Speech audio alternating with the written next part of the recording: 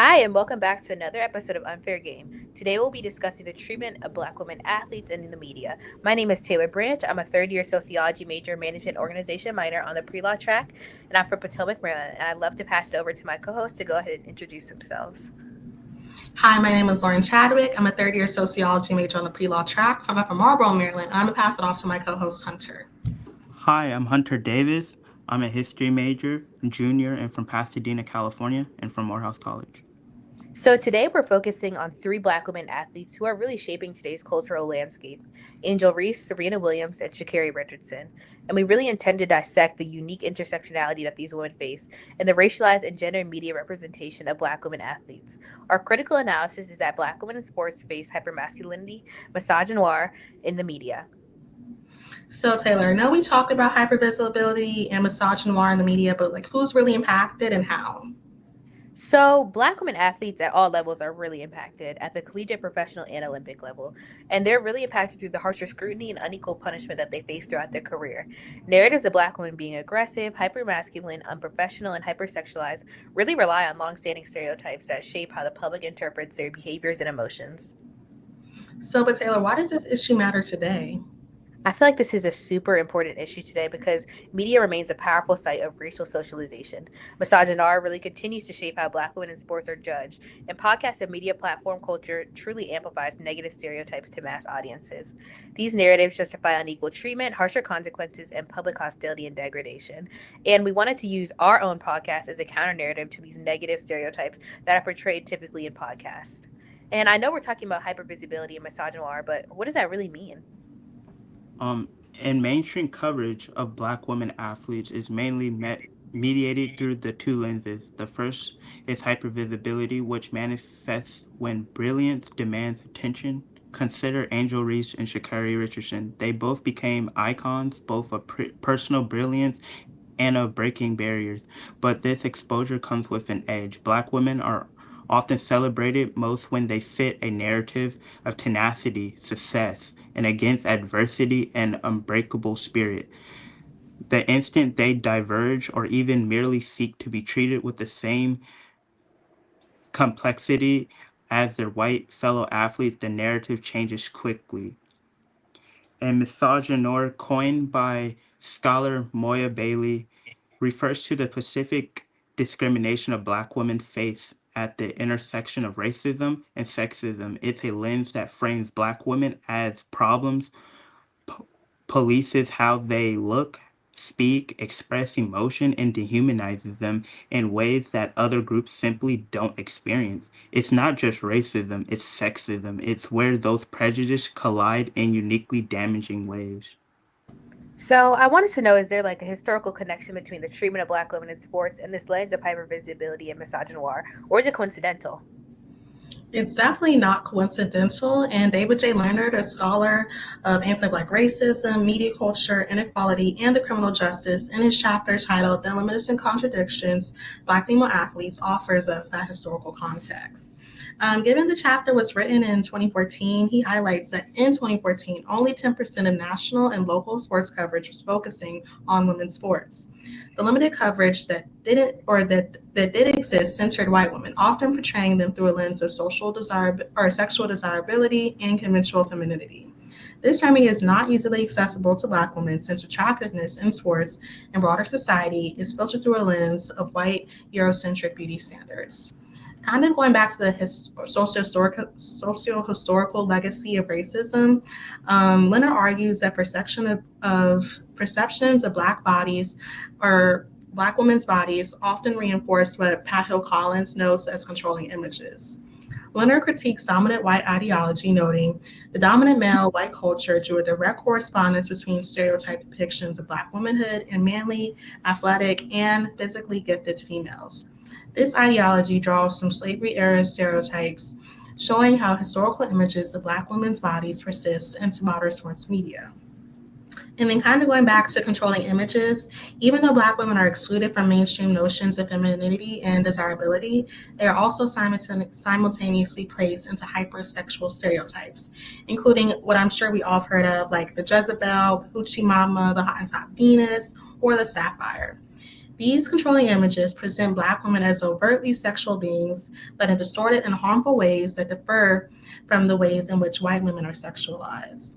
And just to get more specific about what Collins is talking about, she references the Jezebel as a more historic example rooted in slavery. And it was really used to portray enslaved women as deviant, immoral, and naturally open to sexual advances from white men. The hoochie being more contemporary, more taken or being shown in the 90s, is linked to portrayals in hip hop, including groups like the Two Live Crew. The hoochie presents Black women as sexually available and interested in performing sexual favors. And when Pat Hill is talking about these controlling images, she cites Black feminist scholar Barbara Christian, who argues that enslaved Black women became the foundation for defining society's other. This establishes a binary between white womanhood, which is like normative, and then Black womanhood, which is seen as more like deviant and othered. Collins further explains that maintaining images of Black women as the other provides ideological justification for race, gender, class oppression in the US. And I feel like that also kind of ties into Bodies Out of Place, as Hunter may have noted earlier. But given the nature of how racism has evolved through times of enslavement, popular culture, and sports media, I think being in Dorothy Roberts' Fatal Invention lends a hand to understanding how racism has persisted.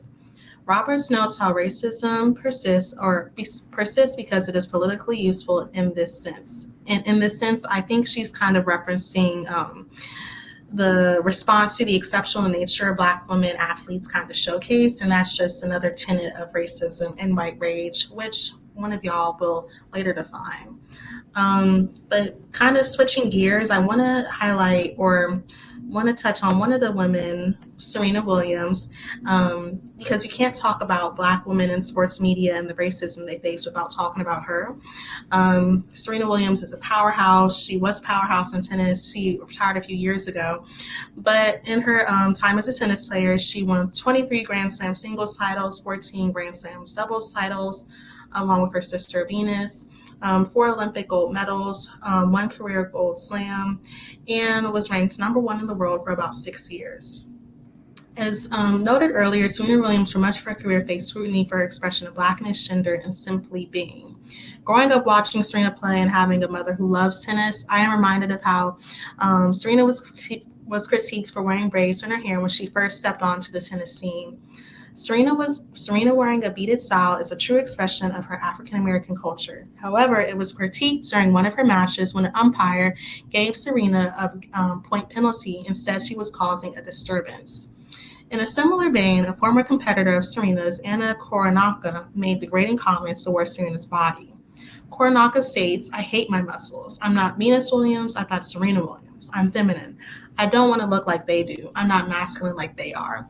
This is not only just like a clear example of hypervisibility of their bodies, but also a misogynoir in how Koronaka is espousing dominant white ideology to Serena's body, saying it's like not inherently feminine.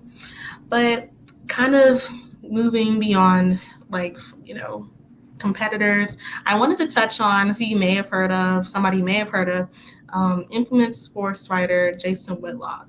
For over a decade, he demeaned Serena Williams' many accomplishments in favor of saying she doesn't work hard enough, and in spite of all she's accomplished, they only can be attributed to her genetic gifts, and making claims that she is overly masculine. And I did have a clip I wanted to share from a podcast that he posted about 3 years ago. And I know, Whitlock doesn't like Serena Williams.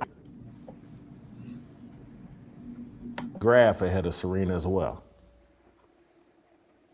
And there's a legitimate case. I think Steffi Graf has 22 majors. Serena has 23. But Serena gets all these extra credit points because she's overcome racism, according to everybody. And look, did she face some discrimination? Probably, yes. Did people yell things at her? Yes. But people yelling at you and being a heel and people not that's spinach for athletes. That's extra motivation for athletes.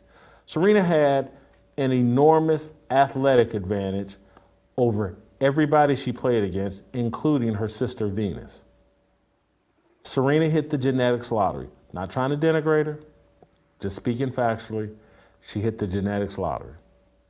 She looks like Earl Campbell. I mean, are we watching her in this fight? She looks like Earl Campbell out there. Not trying to denigrate her, just speaking factually. She's got a genetic talent advantage over everybody she played, including her sister Venus. That talent allowed her to mail. So that's just a little video I wanted to show that kind of blatantly shows the hypervisibility and misogynoir that Black women athletes face, and specifically talking about Serena Williams. But Taylor, I think you had a question for me.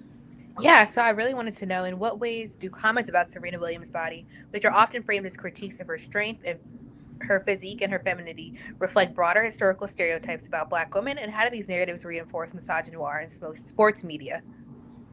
I think just kind of going back to the social historical examples or context I gave, just knowing how like enslaved Black women were often regarded as like manly or masculine. We see that in how she's talked about by Coronaka, but then also Jason Whitlock. And then we also, in terms of how we've seen misogynoir being persisted in sports media, for Jason Whitlock to go out of his way to say that she looks like Earl Campbell, a former like running back or linebacker in the NFL, who's also a Black man. I think that's just kind of showing how pervasive white ideology can be when it comes to talking about Black women's bodies. So yeah, I think that it's unfortunate that it happened and it's still happening, but I think it's worth noting, and it's good that we're doing this podcast. We can address these things. But I think you were going to talk about Sha'Carri Richardson. Yeah, so I really appreciate your insight on Serena Williams, but another athlete that I wanted to highlight was Sha'Carri Richardson and her story. So in 2021, Sha'Carri Richardson qualified for the Tokyo Olympics with jaw-dropping speed, and she was really set to become America's breakout star until news broke out that she tested positive for THC. And she immediately admitted why. She had used cannabis to cope with the sudden death of her biological mother, and she was grieving under the global pressure. Despite THC not being a performance enhancer drug, the U.S. anti-doping agency gave her a 1-month suspension, ending her Olympic appearance. The media coverage was relentless, and here's an example of media treated by Sha'Carri after the situation. And she really notes that she's being treated this way as a Black athlete, and this is due to her being a Black athlete. And additionally, while white athletes with similar infractions receive sympathy, Sha'Carri received words such as being irresponsible, immature, unprofessional, or a bad example. And her grief was never softened for the narrative. The difference in how media is framed compared to white athletes who committed similar violations reflects the concept of misogynoir and the specific hatred and suspicion that's directed at Black women. Scholars like Griffin and Turner argue that Black women athletes are disciplined not for their rule breaking, but for their violations of expectations of palpable Black femininity. Sha'Carri Richardson's bright hair, her long nails, her lashes, and her tattoos were all really treated as evidence of her immaturity rather than expressions of Black cultural identity that she's so proud of. Um, Within like White Rage with Anderson, the response to Sha'Carri Richardson's rise and fall really reflects a broader societal discomfort within the Black community with Black women reflects a broader societal discomfort with Black women achieving visibility, authority, and cultural influence. And it was not really the THC that viewers were truly concerned about, but the way that she presented herself. And because her body was already read at a place, any misstep became an opportunity to discipline her. Their experiences illustrate a powerful societal pattern that describes bodies out of place. And according to Combs, bodies out of place are read out of place because they enter spaces that are coded as white, elite, orderly, or respectable. And these expressions marked her body as non-normative in a space that is coded as patriotic, controlled, and respectable, placing her squarely within Combs' idea of body out of place. So Taylor, like, how does the media's treatment of Sha'Carri Richardson, particularly the language used to describe her compared to her white counterparts or similar infractions, how does that illustrate Moya Bailey's concept of misogynoir? And what does this reveal about about whose grief and humanity are deemed worthy of empathy in sports? Yeah, so the media's treatment of Sha'Carri Richardson really shows misogynoir because she was described with harsh and judgmental language, while white athletes who did the same thing were talked about with sympathy, understanding, and empathy. And though Sha'Carri Richardson was grieving her mother, the media did not treat her grief as legitimate. And this reveals how Black women are often denied the compassion and empathy that others, especially white athletes, are granted. So I wanted to ask Hunter, did you have any examples of another athlete who kind of faced like the same type of scrutiny? Yes, and that would be Angel Reese, the superstar out of LSU. And the situation I want to look at is the 2023 national championship. And during that game, Angel Reese did a gesture to another fellow basketball player, Clayton Clark, mirroring the John Cena "You Can't See Me" and pointing to a ring finger that sparked debate over sportsmanship, especially as Clark was praised for the similar actions, but Angel faced criticism for it. And that criticism, she was called clashless, hood, or ghetto. And Clark is celebrated as competitive and good for the game. Reese does what stars have always done, and the world punishes for it, and that's misogynoir in action. The villain narrative. Angel didn't choose it, the media did. The day after the national championship game, social media feeds erupted. Commenters and fans calling her a thug, telling her to act ladylike, or saying she set a bad examples for young girls. Certain media representatives, the founder of Barstool Sports, Dave Portnoy, labeled Reese as classist and as a piece of shit, while other sport writer named Olbermann called her a fucking idiot. These attacks reinforced by thousands of white social media users who weaponized this language, describing Reese as ghetto and unsportsmanlike. And then another TV host, Emmanuel Acho, went on TV and claimed Angel couldn't ask for sympathy after being cast as a villain as she wrote the script, when in reality it was imposed on her from the outside, part of a long tradition of media inventing feuds or tensions at the expense of black athletes. But the scrutiny goes farther. Her lashes, her nails, her style as too much or unprofessional. When she wore her natural hair or rocked bold fashion statement, certain people called it a distraction, while white players' experiments with style get described as self-expression or fun. And we have a video that shows her. I'm sorry. We have a video. Even before the game, like I'm terrified of what the media is about to ask. Like it could be the nicest question, but it's going to get flipped or put into a different light or a different perspective. And it's like, are you here intentionally to start mess, or are you intentionally here to ask a question? And it's really tough for me, especially in the media. It's like, I don't want to do an interview with anybody. Like I get excited for certain people, like a Taylor, like certain people I know I can talk to, but like I'll take the fine. Like I literally will take the fine. I'd rather take the fine. Seriously, I'd rather take the fine sometimes rather than talking to the media, because it always gets flipped. And I think that's where media has gotten these days. Like you could literally post the sky was blue and Angel said that is too dark. That's too, like stuff like that, you know?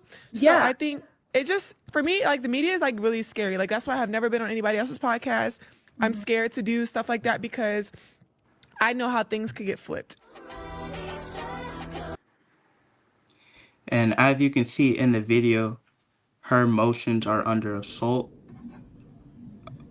And she starts to break down crying because of how the media has portrayed her versus how other athletes are also portrayed. And it's just not right.